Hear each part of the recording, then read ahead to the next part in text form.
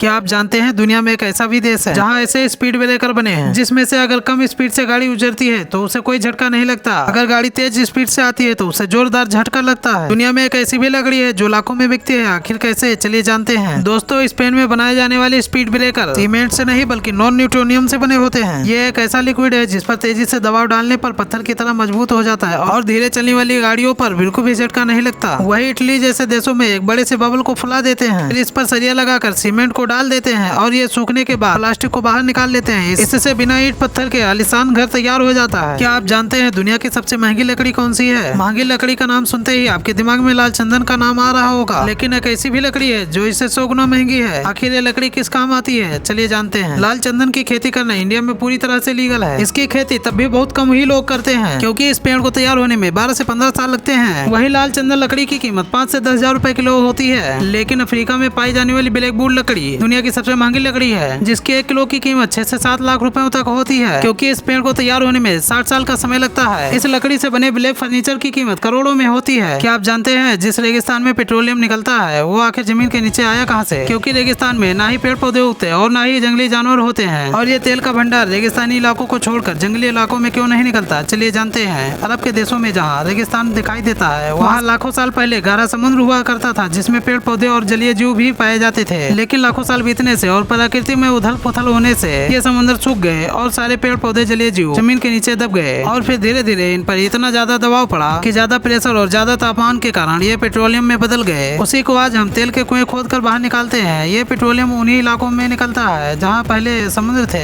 क्या आप जानते हैं बड़े बड़े शिप पर हजारों लोगों के लिए पीने का पानी कहाँ से आता है? क्योंकि समुद्र का पानी इतना खारा होता है कि इससे नहाना भी इंसानों के लिए खतरनाक साबित हो सकता है। और शिप में बिजली कहाँ से आती है, चलिए जानते हैं। एक क्रूज शिप में एक बार में 6000 लोग यात्रा कर सकते हैं, लेकिन जहाज तो महीनों तक समुद्र में रहता है जिसे महीनों तक समुद्र का पानी पीना पड़ता है। आखिर कैसे? दोस्तों, जहाज पर एक फ्रेश वाटर जनरेटर लगा होता है जो एक दिन में 20 से 25 हजार लीटर पानी फिल्टर करके देता है, और बिजली बनाने के लिए जहाजों में विशाल जनरेटर लगे हुए होते हैं और ये इतनी बिजली बनाते हैं जो सैकड़ों घरों में बिजली दे सकते हैं। लेकिन ये जनरेटर एक दिन में हजारों लीटर तेल पी जाते हैं। क्या आप जानते हैं कई बार मछलियां पकड़ने के लिए पानी में बिजली का करंट छोड़ा जाता है। जैसे ही पानी में करंट छोड़ा जाता है वैसे ही मछलियां पानी के ऊपरी सतह पर बेहोश होकर बहने लगती हैं, और इस तकनीक को इलेक्ट्रोफिशिंग कहा जाता है, जिसमें नाव के ऊपर एक जनरेटर लगा होता है जिसके मदद से जैसे ही पानी में बिजली को छोड़ा जाता है तो सारी मछलियां बेहोश हो जाती हैं। उसके बाद मछुआरे एक जाल की मदद से सारी मछलियों को इकट्ठा कर लेते हैं और नाव में भर लेते हैं। अगर इस प्रोसेस को ठीक से किया जाए तो सारी मछलियां कुछ देर बाद होश में आ जाती हैं, लेकिन पानी में मौजूद बाकी जीवों को नुकसान न हो इसलिए इस तकनीक पर काफी देशों ने बैन लगा रखा है। और ऐसे ही वीडियो देखने के लिए चैनल को सब्सक्राइब जरूर करें। धन्यवाद।